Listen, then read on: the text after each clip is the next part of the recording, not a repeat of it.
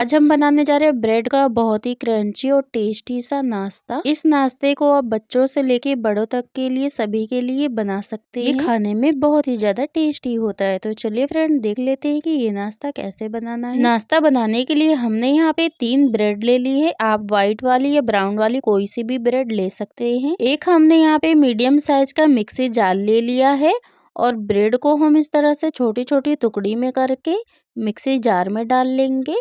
तो सभी ब्रेडों को हमें इस तरह से डाल लेना है और चलिए अब इसे हम पीस के लिए आते हैं। तो हमें इसे एक पाउडर की तरह देखिए पीस लेना है। तो हमने इसे अच्छे से पीस लिया है। तो चलिए अब इसे एक प्लेट में डाल लेते हैं। तो सभी ब्रेड क्रम्स को हमने पीस के डाल लिया है। तो चलिए अब इसे रखते हैं साइड में, इसका इस्तेमाल हम बाद में करेंगे। अब हमने यहाँ पे 2 मीडियम साइज के उबले हुए आलू लिए हैं। आलू को हमने अच्छे से ठंडा करके छील लिया है। एक मीडियम साइज का ग्रेटर लेंगे और आलू को हमें ग्रेट कर लेना है। आप चाहें तो आलू को मैशर से मैश कर सकते हैं या फिर किसी कटोरी या गिलास से भी मैश कर सकते हैं या फिर इस तरह से आप इसे ग्रेट करके ले सकते हैं। बस इसमें लम्प्स नहीं रहने चाहिए। तो देखिए फ्रेंड, हमने दोनों आलू को अच्छे से ग्रेट कर लिया है। तो चलिए अब इसे हम रखते हैं साइड में और गैस की तरफ चलते हैं। गैस पे हम कढ़ाई या फैन को रख लेंगे। इसमें 1 चम्मच ऑयल डालेंगे। जब हमारा ऑयल अच्छे से गर्म हो जाएगा तब हम इसमें आधा छोटा चम्मच जीरा डालेंगे। 2 बारीक कटी हुई हरी मिर्च डाल लेनी है और दोनों चीज़ों को अच्छे से हमें मिक्स करना है और इसे 1 मिनट के लिए अच्छे से चटकने देंगे। जब दोनों चीज़ अच्छे से चटक जाएगी तब हम इसमें प्याज डालेंगे। तो यहाँ पे हमने एक मीडियम साइज की प्याज को बारीक काट के डाल लिया है और अब हम इसे अच्छे से मिक्स करके हल्का लाल होने देंगे प्याज को। प्याज को हमें ज़्यादा लाल नहीं करना है, देखिए बिल्कुल इस तरह से हल्का हल्का सा लाल करना है। तो चलिए अब इसमें कुछ मसाले ऐड कर लेते हैं। तो इसमें 1 चम्मच धनिया पाउडर डालेंगे, आधा छोटा चम्मच लाल मिर्च पाउडर, आधा छोटा चम्मच गरम मसाला पाउडर, थोड़ा सा हमें इसमें हल्दी डालना है और सभी मसालों को हमें अच्छे से मिक्स कर लेंगे। सभी मसालों को हमें 2 मिनट तक अच्छे से पका लेना है। जब 2 मिनट अच्छे से पकाने के बाद अब हम इसमें आलू डालेंगे और स्वाद के अनुसार हमें इसमें नमक डाल लेना है और आलू को हमें मसाले में अच्छे से मिक्स कर लेना है। हम आलू को ज़्यादा देर तक नहीं पकाएंगे क्योंकि हमारे आलू उबले हुए हैं और मसाला पहले से ही हमने अच्छे से पका लिया है। बस हमें इसे ज़्यादा नहीं पकाना है, बस 2 से 3 मिनट तक ही पकाएंगे। गैस का फ्लेम मीडियम रखना है, मीडियम फ्लेम पे हम इन्हें पकाएंगे। तो देखिए हमने इसे अच्छे से 2 मिनट तक पका लिया है। अब इसमें बारीक कटी हुई थोड़ी सी हरी धनिया डाल लेनी है। हरी धनिया से बहुत ही अच्छा स्टफिंग में टेस्ट आता है, तो इसे आप ज़रूर डालिएगा। तो धनिया को हमें अच्छे से आलू में मिक्स कर लेना है। फ्रेंड, अगर आप इस तरह से आलू की स्टफिंग को बनाते हैं तो ये बहुत ही ज़्यादा टेस्टी बन के तैयार होती है। तो आप इस तरह से स्टफिंग को ज़रूर बनाइएगा। तो देखिए हमारी स्टफिंग हो चुकी है बनके तैयार और हमने इसमें हरी धनिया को अच्छे से मिक्स कर लिया है। आप चाहे तो इसमें नींबू का रस भी डाल सकते हैं। और अब हम स्टफिंग को उतार लेते हैं। तो यहाँ पे हमने एक प्लेट ली है, स्टफिंग को हमें इसमें डाल लेना है और इसे अच्छे से हम फैला के ठंडा होने के लिए ऐसे ही छोड़ देंगे। अब जब ये स्टफिंग ठंडी हो जाएगी तब हम इसका इस्तेमाल करेंगे। तो गैस पे हमने कढ़ाई को रख दिया है, इसमें डालेंगे 1 गिलास पानी और थोड़ा सा हमें इसमें नमक डालना है। ज़्यादा हम इसमें नमक नहीं डालेंगे क्योंकि हमने स्टफिंग में नमक डाला है। आधा छोटा चम्मच ऑयल डालेंगे और दोनों चीज़ों को अच्छे से हमें मिक्स कर लेना है और पानी को गर्म होने के लिए छोड़ देना है। जब हमारा पानी गर्म हो जाएगा तब हम इसमें डालेंगे सूजी। तो यहाँ पे हमने 1 कटोरी सूजी ली है। आप बारीक वाली या मोटी वाली कोई सी भी सूजी ले सकते हैं। सूजी डालने के बाद हमें इसे अच्छे से इस तरह से मिक्स करते जाना है। गैस का फ्लेम हम मीडियम रखेंगे, मीडियम फ्लेम पे पकाएंगे। सूजी को हमें जब तक पकाना है कि जब तक कि ये गाढ़ी डो की तरह ना हो जाए।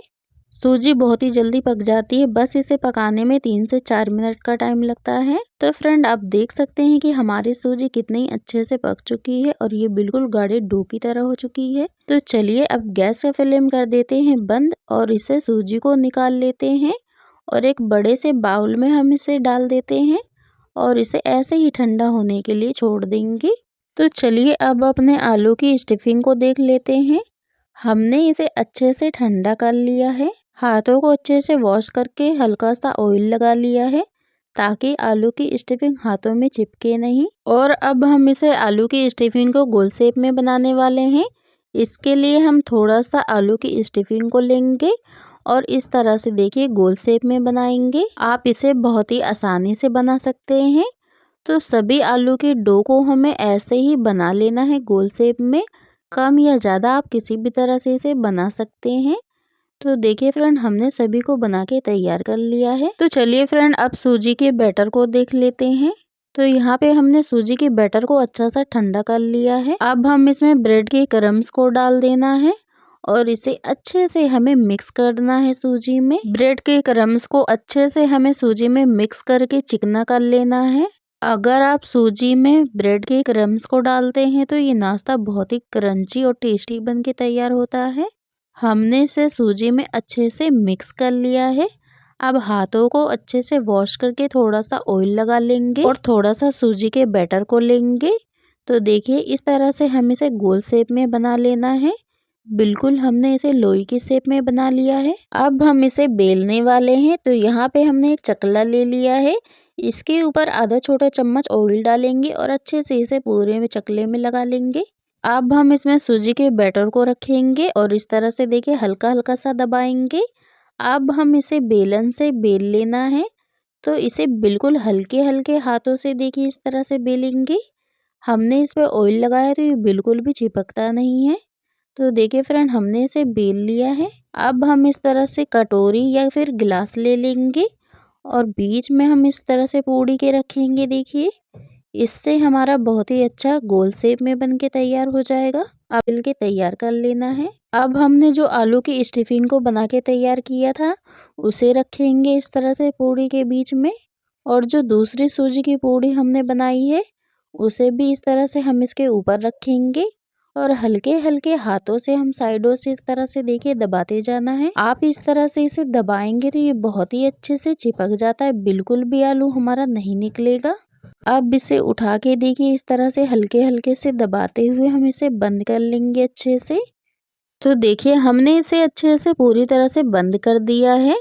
तो लीजिए एक नाश्ता हमारा हो चुका है बनके तैयार। तो देखिए हमने इसे थोड़ा सा बड़ा ही बनाया है, आप चाहें तो छोटा या बड़ा बना सकते हैं। तो चलिए अब इसे रखते हैं प्लेट में। और देखिए फ्रेंड, हमने यहाँ पे 4 नाश्ते बना के तैयार किए हैं और नाश्ता देखने में भी कितना ही अच्छा लग रहा है। तो चलिए फ्रेंड, देख लेते हैं कि नाश्ते को कैसे फ्राई करना है। गैस पे हमने कढ़ाई में ऑयल को अच्छे से गर्म कर लिया है। अब हम इसमें एक नाश्ते को डालेंगे और चम्मच से इसके ऊपर भी ऑयल को डाल लेना है। हमें नाश्ते को एकदम से नहीं पलटना है, हमने इसे 2 मिनट के बाद ही पलटा है।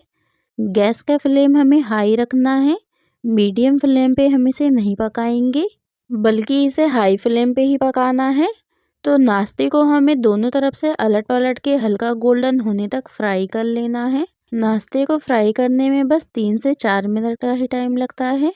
तो देखिए फ्रेंड, हमने इसे दोनों तरफ से अलट पलट के अच्छे से गोल्डन फ्राई कर लिया है। तो चलिए अब नाश्ते को हम निकाल लेते हैं और एक अलग प्लेट में रख लेते हैं। तो देखिए फ्रेंड, हमने सभी नाश्ते को बना के तैयार कर लिया है। अब आप इसे चटनी के साथ या टमाटो सॉस के साथ या फिर इसे ऐसे भी खाइए, खाने में बहुत ही टेस्टी लगता है। बच्चों को तो ये नाश्ता बहुत ही ज्यादा पसंद आएगा, तो जरूर ट्राई कीजिएगा। अंदर से भी हमारा नाश्ता बहुत ही अच्छे से पक चुका है, ऊपर से क्रंची और अंदर से बहुत ही ज़्यादा सॉफ्ट है।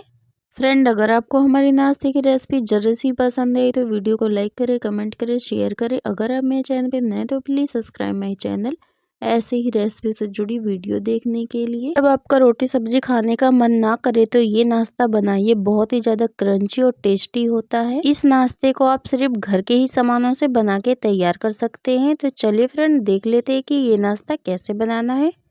यहाँ पे हमने एक बड़ा सा बाउल ले लिया है, इसमें डालेंगे 1 कटोरी गेहूं का आटा। आप चाहें तो इस नाश्ते को मैदे से भी बना सकते हैं, लेकिन गेहूं का आटा ज़्यादा हेल्दी होता है। और इसमें डालेंगे थोड़ा सा नमक और इसे अच्छे से हाथों से मिक्स करके अब इसमें पानी डाल के जैसे कि आटे के डो को बनाते हैं बिल्कुल उसी तरह से हम इसे बना लेंगे। रोटी के आटे से हमें इसे थोड़ा सा सख्त ही गूंदना है। तो चलिए अब इसे साइड में रख देते हैं। यहाँ पे हमने ले लिया एक मीडियम साइज का उबला हुआ आलू। आलू को अच्छे से हमने ठंडा करके लिया है।